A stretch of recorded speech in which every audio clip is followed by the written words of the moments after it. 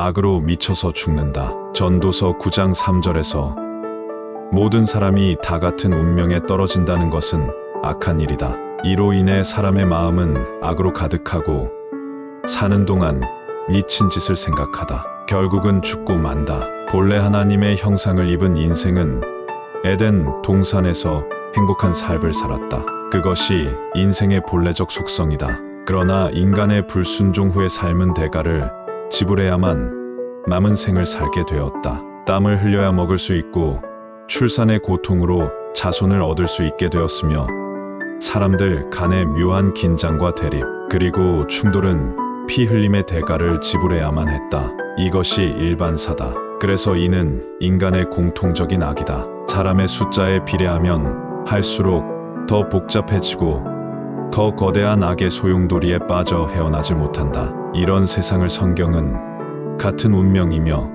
악한 일이라 했다. 이는 악으로 가득 찼다는 의미를 가진다. 그 결과 인간의 내면에는 미친 생각과 파멸의 죽음인데 이는 남성의 파괴성과 여성의 도덕성, 중성적인 무관심의 죄성은 곧 인간의 죽음이라는 종말을 맞이하게 된다. 삶은 곧 정신의 문제다. 정신과가 생긴 이래 모든 인간은 이 정신병의 범주에 들게 된다. 신경성 스트레스를 비롯해 아무런 문제의식을 느끼지 못하는 것 자체도 이에 속하니 모든 것이 병적 요소가 된다. 아마 100가지는 넘을 게다. 여기에 자유로운 인생은 단 한 사람도 없다. 그러니 미친 인생이 되는 것이다. 도올이 하버드에서 박사학위 논문을 쓰다가 어느 날 자신도 모르게 철망을 붙잡고 악을 썼다고 했다. 정신병의 입원 치료를 받았다 한다. 영국 옥스퍼드에는 공부로 인한 스트레스성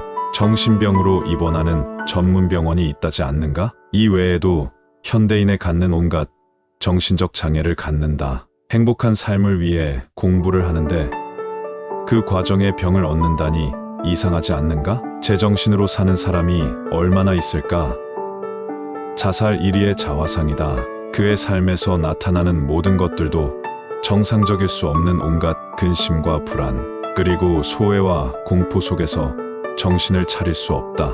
이런 거대한 수레바퀴에서 헤어날 수 없다. 이것은 곧 인간이 하나님께 대한 불순종의 근원이며 이는 곧 영적인 단절로 나타난 것이다. 범죄 후 바위에 숨은 것이다. 하나님을 뵐 면목이 없는 것이다. 근데 요즘 현대인들은 부끄러움을 모르는 경우가 허다하다. 죄를 짓고 오히려 더 당당하다. 정말 미친 생각과 미친 행동이 거침이 없다. 영혼이 맑은 사람이 있다. 가식이 없고 그의 내면에서 나오는 맑음이 그의 언어와 몸으로 자연스레 드러나며 언제나 한결같은 삶의 태도를 취한다. 언제나 만나고 싶은 사람이며 헤어지면 언제 그를 만날까 설레는 사람 말이다. 이런 사람은 영혼이 거듭난 삶이다. 자신의 삶을 나를 위해 사는 것이 아니라 나를 위해 죽으신 그리스도를 위해 살아가는 사람이다. 늘 그분을 닮고 싶어서 기도하며 그분의 말씀으로 늘 새로워지는 샘솟는 영혼의 생수를 마셔서 항상 청순한 삶을 살아가는 참 자연인이다. 그 누구의 간섭도 받지 않는 온전한 자유인이다.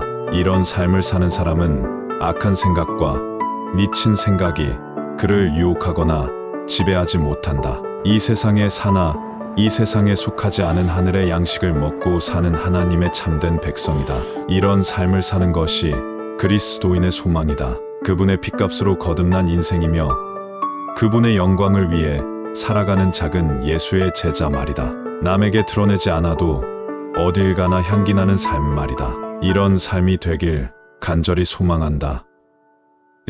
이 영상이 유익하셨다면 구독과 좋아요, 설정해 주시면 큰 힘이 됩니다. 인천 송도역 남인천 농협 앞 배짜마 카페에서 이종화였습니다.